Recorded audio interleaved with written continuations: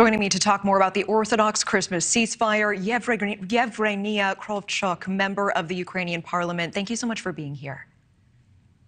Thank you for inviting. What is your reaction to this? Do you agree with U.S. officials that Putin is not serious about peace? Well, that's just propaganda move from Putin and from Russia, because if you follow the news, then Russia had killed people on Christmas Eve on the 24th of December. They sent drones on New Year's Eve. They killed people on on basically every day. And by the way, today it was no exception, because in Kherson they shelled a fire station and a firefighter died today. And actually today we had a 2 hours air siren. And children, were singing carols in bomb shelters. So, of course, it's a complete lie. And yes, we believe that if Russia wants a ceasefire, they need to, to take their stuff and pack and go from territory of Ukraine, because the front line is actually on the territory of Ukraine, which is sovereign territory of another state. Let's listen to a quick soundbite from President Biden together. I'm reluctant to respond to anything Putin says. I found it interesting. He was ready to bomb hospitals and nurseries and churches, and on the 25th and New Year's, and I mean, I think he's trying to find some oxygen. Find some oxygen. So, Yevgenia, do you think Putin is using Christmas as cover to buy time for his military to regroup? Well, actually, yes, because the situation, for example, in Bakhmut, which is in Donetsk region, is quite serious for them, and Ukrainian army pushing them away from the city, and it's crucial. The city is crucial for the whole, eastern part. Any time that Putin can buy would help them to bring more, equipment, to bring more stock supply. And what we say in Ukraine, it's one of the most popular jokes of today's day, that HIMARS had celebrated Christmas on the 25th. So on the 6th and 7th, they have a normal working day.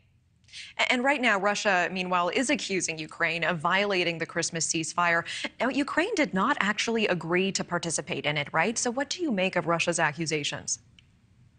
Well, Russia can accuse of whatever, but everyone understands that this war is the war of aggression of one state going into another state, trying to occupy, kill people, rape, rob. So the only thing that Ukraine can do every day, on Christmas, not on Christmas, every day, is killing the occupiers and pushing them away and liberating our land. So that's how this war can end. And basically, we see that the 2023, this year, can be a year of huge counter-offensive of Ukraine. And we're very thankful for the help of the military aid. And we will get not just Patriots, but also Bradleys.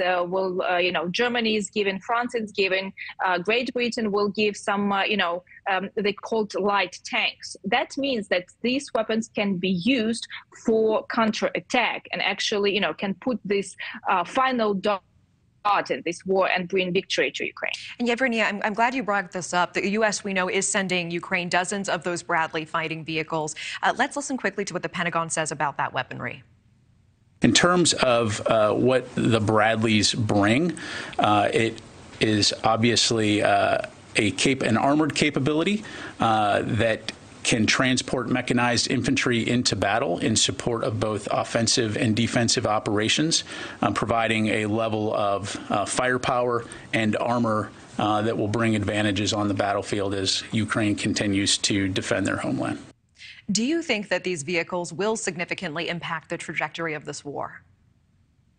Well, of course they will impact, because if you have troops, you need to, to put them into some vehicles that are, protected from the firepower of, Russian soldiers. But of course, if we would get some real tanks like Abrams or Leopards from Germany, that would make even huger impact and, make it more possible to have this operation of liberating of more land even faster.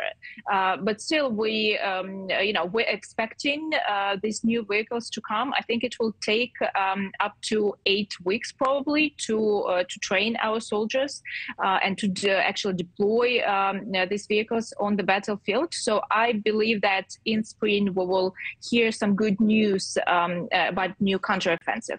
Thank you for watching. Go to newsnationnow.com to find NewsNation on your television provider. And don't forget to click the red subscribe button below to get more of NewsNation's fact-driven, unbiased coverage.